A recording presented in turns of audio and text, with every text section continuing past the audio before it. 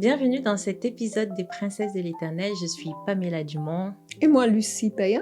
Et dans nos vidéos, on parle de relations, on parle de destinée, on parle surtout du plan de Dieu pour ta vie. Et pendant la vidéo, si tu as envie de nous mettre quelque chose en commentaire, si tu as envie de nous mettre ce que tu ressens en commentaire, ça nous fera vraiment plaisir parce que Lucie et moi, on lit tous les commentaires personnellement et on y répond personnellement. C'est pas un membre de l'équipe qui le fait, c'est Lucie et moi et ça nous fera plaisir. Et pour cette vidéo, j'ai reçu vraiment du Seigneur un verset magnifique. C'est le verset de Philippiens 4:7 qui dit « Et la paix de Dieu qui surpasse toute intelligence gardera vos cœurs et vos pensées en Jésus-Christ. » Et c'est une promesse extraordinaire que Dieu nous offre. Il nous offre une paix qui ne dépend pas de nos circonstances, mais une paix que lui-même, il nous donne. Il nous la donne de son plein gré. Il nous la donne lui-même. Et si tu as besoin actuellement de cette paix-là, je veux que tu mettes en commentaire là, tout de suite, « Seigneur, j'ai besoin de ta paix. J'ai vraiment besoin de ça. J'ai besoin de toi, bien évidemment, mais j'ai aussi besoin de ta paix. » Et c'est super parce que ça me fait introduire notre sujet du jour.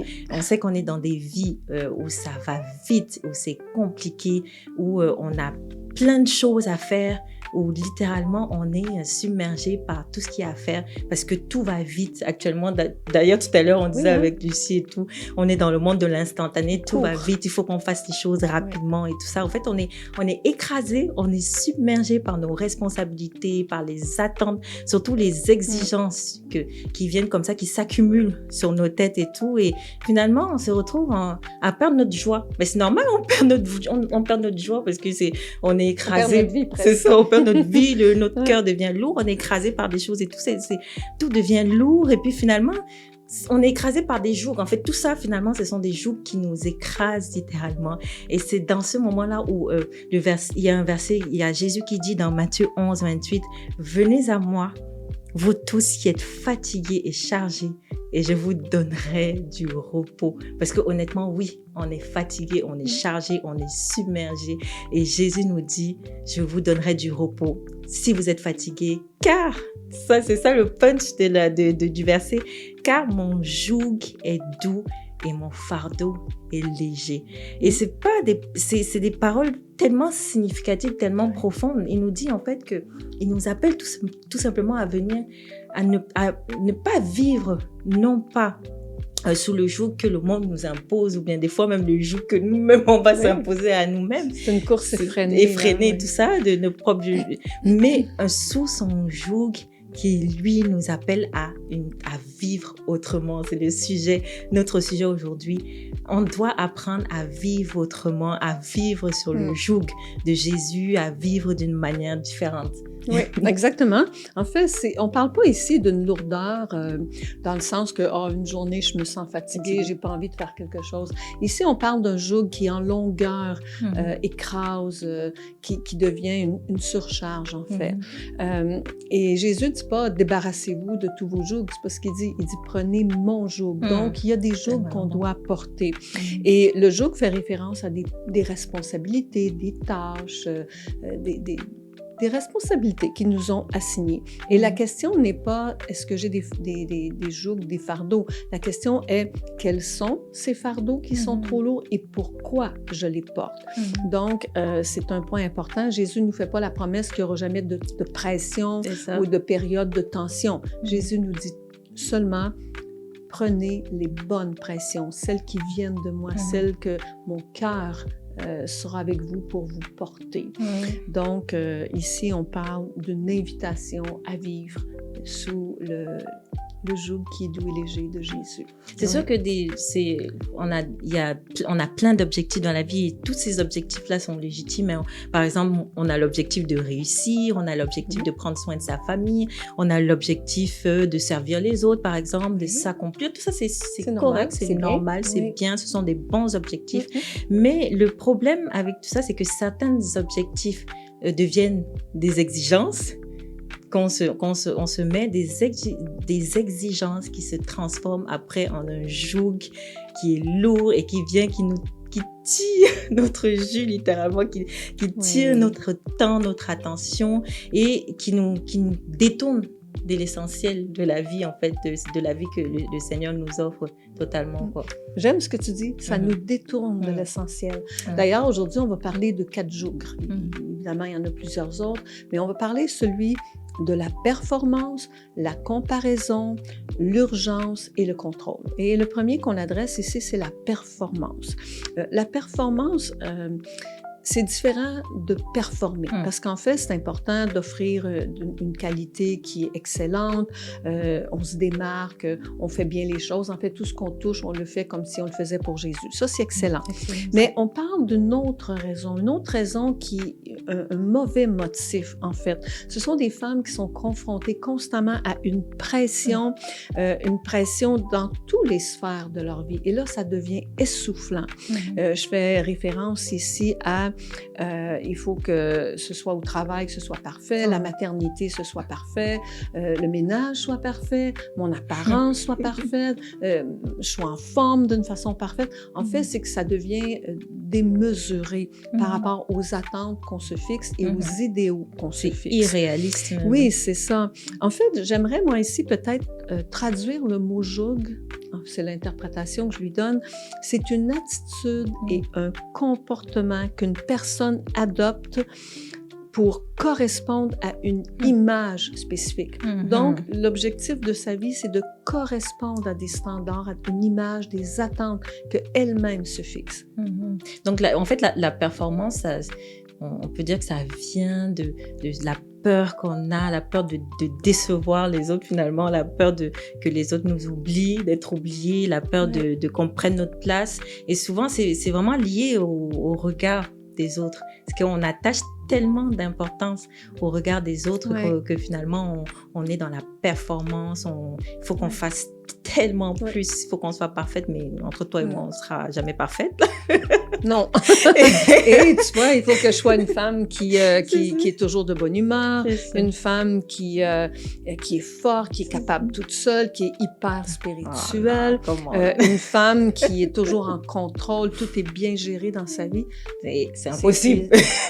C'est épuisant. C'est épuisant. Non, c'est épuisant, mais on peut pas être parfait sur tout. Ça peut pas être... Non, il y a quelque chose forcément qui va sonner faux et tout ça. Donc, en fait, c'est bien parce que la performance, ça mène à introduire le deuxième joug, finalement, qui est le joug de la comparaison. Et moi, je trouve que même la performance est probablement le produit de la comparaison. Oui. Très souvent, parce que pour notre deuxième sujet, la comparaison, souvent on va se dire, mais je ne suis pas assez, je ne réponds pas assez aux standards que je me fixe. Et si on fait une petite nuance, la performance est en lien avec ce que l'on fait et la comparaison est en lien avec qui on est. Donc, c'est un joug qui s'installe de façon sournoise, souvent suite à des commentaires ou des observations. Et ça va toucher toutes les sphères de notre vie, hein, comme on disait tantôt, la vie de tous les jours, la vie de travail, la vie... Et c'est un symptôme, finalement, qui résulte d'un sentiment d'insuffisance, même une perte de confiance. Quand on sent constamment qu'on n'arrive pas, qu'on ne rend pas la marchandise comme on aimerait la rendre, en quelque part, on peut perdre confiance en soi aussi. C'est terrible, parce que moi j'étudie beaucoup l'appel de Dieu, la destinée et tout ça, et on a tout un appel différent, on a toute une destinée différente, on peut avoir des destinées similaires, mais le problème avec les comparaisons, c'est qu'on va comparer, on se compare généralement quand on a des appels similaires, on va comparer notre jour 1 avec le jour plus 6000, le jour plus 1000 d'une autre personne, mais ça n'a aucun sens. On ne peut pas comparer nos différents niveaux. Et le problème, c'est que c'est justement la comparaison, c'est double tranchant. C'est soit ça nous motive, soit ça nous inspire, mais le plus dramatique, c'est que ça va nous décourager. On va avoir cette impression que quoi que l'on fasse, la personne, ce sera toujours mieux que nous. On ne peut pas rivaliser. Et c'est là où la comparaison est terrible. Et moi, j'ai un bon exemple par rapport à ça. C'est deux chanteuses de louanges avec le même talent, on va dire. Il y a une qui a un appel pour aller dans les nations. Et puis, il y a l'autre qui a un appel. Elle n'a pas l'appel des nations, mais elle a un appel pour son église locale et tout ça. Église locale, même, elle a une faveur, moi, je dirais même pour parler en public dans la communication. Donc, en fait, c'est un super appel. Mais le problème, c'est que comme elle voit que l'autre, ça marche en fou, ça explose, et dans les nations, c'est super bien. Elle va vouloir faire la même chose, elle va vouloir reproduire la même chose. Et le problème, c'est qu'en essayant, elle se rend compte que ça ne marche pas aussi bien que l'autre et puis elle va se décourager totalement. Alors que si elle avait vraiment recherché sans la comparaison ce que elle était appelée à faire, elle se serait épanouie dans l'appel que Dieu lui a donné, c'est-à-dire dans la communication, les choses marcheraient même bien parce que quand il y a la faveur de Dieu est irrévocable sur la vie des gens. Donc, quand il y a la faveur, ça marche. Quand tu fais vraiment ce que Dieu veut pour toi, et qu'il y a la faveur de Dieu, c'est un truc incroyable. On devrait faire un truc sur la faveur. J'aime tellement ce sujet-là sur la faveur de Dieu et tout ça. Mais la comparaison, ça nous pousse à poser deux questions. Il faut faire une introspection de soi-même. Il faut revenir un peu et se dire, est-ce que en faisant cette comparaison-là, est-ce que je me rapproche de Dieu ou est-ce que la comparaison me conduit à voir Dieu comme injuste? Donc, on fait une introspection. Il faut vraiment se poser cette question-là. Oui, c'est important. On va prendre le temps de s'arrêter, d'évaluer notre vie, évaluer les choses qu'on fait et pourquoi on les fait. Effectivement, et ça nous conduit au troisième qui est le joug de l'urgence. L'urgence, ça presse, on court après le temps. Enfin, on a l'impression que si je ralentis, tout va s'écrouler. Un peu comme un château de cartes, là, si on bouge trop, tout se brise. Il y a même des gens qui ont de la difficulté à partir en vacances parce qu'ils ont l'impression que partir en vacances, ils vont manquer des brides dans quelque part. Là. Ouais. Donc, j'ai lu une blague à un moment donné. Il parlait que le cerveau des femmes est un peu comme un grand tiroir là, où il y a beaucoup de fils. Et si on tire sur un, ils sont tous connectés, ils viennent tous ensemble. Et c'est vrai qu'on est comme ça. Tout est connecté et on ne peut pas laisser une chose de côté. On a l'impression qu'il manque. C'est pas correct.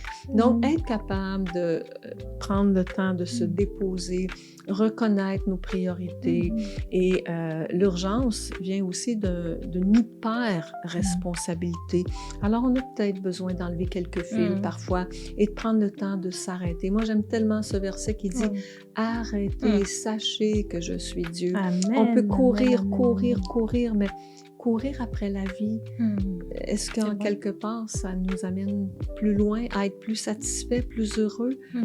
Je pense que la vraie satisfaction reste quand on vit sous le joug de Dieu, qu'on marche, comme tu disais tantôt, un pas à la fois, à la vitesse de notre Dieu. C'est super bon. J'aimerais qu'on fasse une émission sur la charge mentale. Oui. Et ça serait super bon. Mais en tout cas, en ce qui concerne l'urgence, là, c'est que c'est comme si on a créé un monstre qu'il faut nourrir à chaque fois. Et puis, ça vient surtout du fait qu'on va dire oui à tout, oui à ça, oui à ceci, oui à cela. Et puis, il y a des imprévus. Et après, on est complètement dépassé par tout ça. On entre dans un rythme effréné, frénétique et tout. On n'arrive plus à gérer. Et c'est là que finalement, dans ce rythme-là, Jésus nous dit, c'est justement pour cette raison qui nous donne l'importance du joug. Parce qu'en fait, à l'époque, le joug, c'était un outil qu'on utilisait pour relier deux bœufs pour qu'ils marchent au même rythme et tout dans la même direction. Et puis, c'est une image tellement forte. C'est les trucs, là, les bœufs qui sont reliés ensemble et qui marchent au même rythme. Et c'est une image forte, une analogie tellement forte qui dit, Jésus dit, viens, mets-toi sur mon joug. Tu vas marcher avec moi. Non, tu vas marcher non pas dans la solitude, mais tu vas marcher avec moi. Tu ne seras pas seul. Et tu vas marcher dans mes pas, tu vas marcher à ma cadence, à ma vitesse. C'est super bon, en fait, ce verset-là. Quand tu reviens, tu dis ça, c'est incroyable. Il y a des perles, la parole, c'est incroyable. Donc, viens, marche à mon rythme, marche à mes pas, viens sous mon joug. Il est doux et léger. Et puis, ça pose... On va toujours dans ce côté introspection et puis on se dit, on peut se poser la question, est-ce que le rythme que j'ai actuellement, est-ce que c'est bon pour moi? Est-ce que ça me nourrit? Est-ce que ça nourrit mon âme? Ou ça m'épuise? Ou je suis dans un état d'épuisement total? Ou en fait, est-ce que ce que je fais en ce moment, est-ce que ça remplit mon cœur? Est-ce que ça me donne de la joie et du plaisir? Est-ce que ça me donne de la satisfaction, ce que je fais? Donc, faut se poser ces questions-là, c'est super important. Ouais. Et un quatrième, j'ai l'impression que tout repose sur moi. En fait, la charge mentale, c'est exactement ça. C'est un paquet de responsabilités qu'on prend. Et il y a toujours des gens, il y a toujours des besoins autour de nous, il y a toujours des gens pour nous demander, surtout ceux qui ne sont pas capables de dire non ou qui ont le cœur plus grand que la capacité, là, ouais. Donc, il y a toujours des besoins tout le temps. Même Jésus le disait, il y aura toujours des besoins. Mais être capable de cibler le cœur, la volonté de Dieu, on le répète à plusieurs reprises. Donc, le dernier joug pour aujourd'hui, c'est celui du contrôle. Le contrôle, c'est j'ai l'impression que tout repose sur moi, je dois être performante, je suis dans l'urgence et je suis là et tout ce que je dois faire pour réussir doit être bien structuré, bien planifié, bien organisé. Et c'est ce qu'on appelle un peu le contrôle. Hein? Alors, sous cette pression, si vous remarquez, souvent, c'est notre douceur qui disparaît, notre disponibilité. Et on est là, on dit, enlève-toi de mon chemin, là, ou sors de ma bulle un peu, là. On manque de patience, on blesse des gens autour, on n'est plus disponible. Donc, c'est important aussi de faire attention. Lorsque tout est lourd pour nous, malheureusement, on peut transposer notre lourdeur sur les autres qui ne comprennent pas nécessairement. Donc, être prudent sur comment on transfère notre lourdeur sur les autres. Et Jésus n'a jamais condamné l'activité, comme tu disais au début. Hein? Au contraire, il veut simplement qu'on puisse restaurer nos priorités. Et si j'ai un message aujourd'hui pour toi, ma chère princesse, regarde tes priorités, considère tes priorités avec un regard différent, pas celui des hommes, pas celui du monde, pas celui pour atteindre des niveaux supérieurs, mais vraiment, quel est le cœur de Dieu pour ton moment? Être capable de discerner ton temps à travers les temps. Donc, sois prudente, prends le temps de te déposer, de poser dans la présence de Dieu. Amen. Parce que le joug que Dieu nous demande, qu'il dépose sur nous, c'est le meilleur pour nous. Oh, amen, c'est bon ça, Lucie. Pour conclure, voilà une invitation qui t'est donnée. C'est une invitation, toi qui es fatigué, à venir reposer dans un joug, à choisir une vie différente, à choisir en fait Jésus au quotidien, à choisir le joug de Jésus au quotidien, d'accepter surtout que certaines attentes peuvent être irréalistes, d'accepter de ralentir. Waouh, on ralentit, on n'y va plus doucement et puis on culpabilise pas de ralentir. D'être imparfaite. D'être imparfaite finalement, c'est ça. On peut pas tout faire, on peut pas tout gérer, on peut pas tout être et tout. On ralentit sans culpabilité et puis on réapprend à vivre une vie qui vient avec intention, une vie qui n'est pas dans la précipitation, mais une vie qui soit intentionnelle parce que là où est le joug de Jésus, là se trouve la paix. Et c'est ça. La paix. Voilà, paix. La paix. Donc, en commentaire, mets-nous un sujet de prière. On ira, Lucie et moi, on va personnellement prier pour toi.